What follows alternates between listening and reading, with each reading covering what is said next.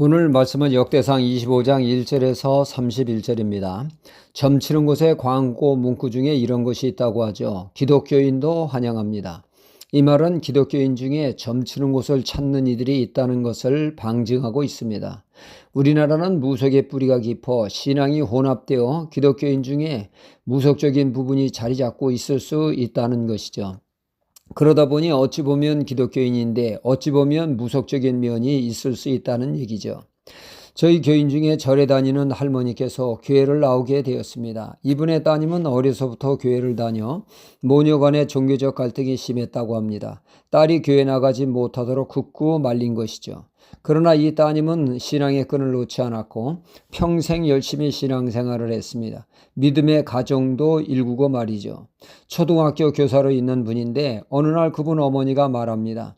딸이 아플 때면 찾아가는 집사님이 있다는 겁니다. 돈 5천 원을 봉투에 담아 드리고 치유 기도를 받는다는 것이죠. 이 말이 사실이라면 자신의 신앙을 돌아봐야 할 뿐만 아니라 치유 기도한다는 분도 말씀 앞에 자신의 신앙을 돌아보아야 할 것입니다.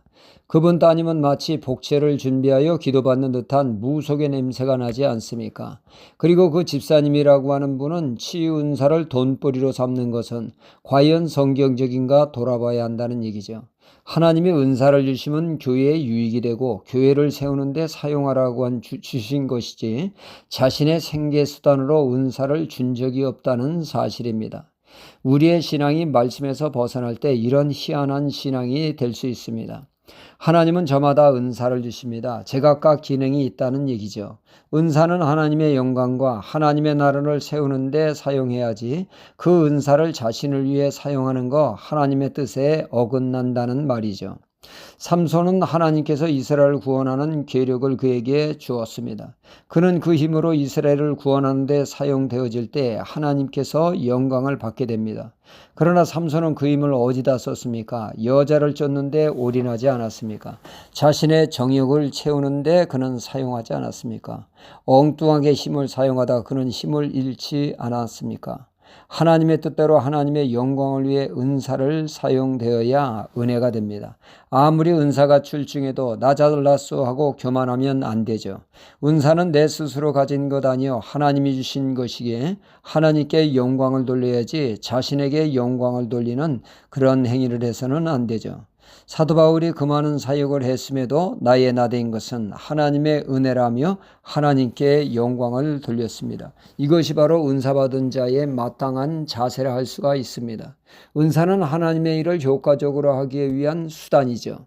가령 낫으로 벼를 베는 것과 콤바인이라고 하는 기계로 추수하는 것과는 하늘과 땅 차이가 있습니다.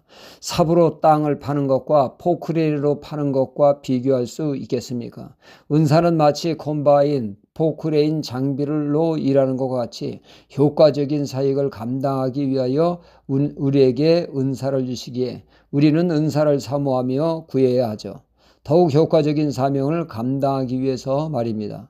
오늘 말씀 25장은 찬양대에 대한 말씀이다. 찬양대에 대한 24반차를 나누어 하나님께 찬양으로 영광 돌리는 사역을 말씀하고 있습니다.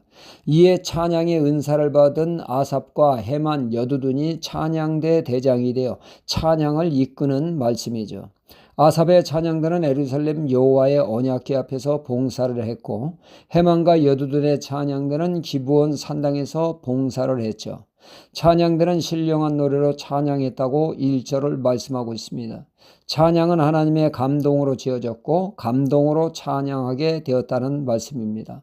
우리 또한 찬양을 할 때 성령의 감동 속에 온 마음 다해 찬양해야겠습니다.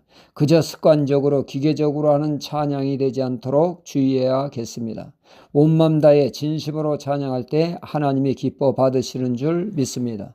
5절에 보면 찬양이 하나님의 말씀으로 영감을 받아 지어져 찬양을 통하여 하나님의 뜻을 발견하고 감동받는 은혜가 있습니다. 그러니까 1차적으로 찬양은 하나님께 영광 돌리고 동시에 찬양하는 이들에게도 찬양 가사가 감동으로 다가와 하나님의 깨우침과 은혜를 입는 계기가 된다는 말씀이죠. 찬양이 우리의 심령에 더욱더 하나님을 가까이 한다는 말씀입니다.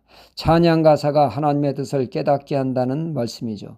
그러므로 우리가 진심으로 찬양하며 하나님께 영광 돌리고 아울러 찬양의 은혜를 받는 신앙이 되어 신앙의 활력을 얻는 신앙이 되어야겠습니다. 할렐루야.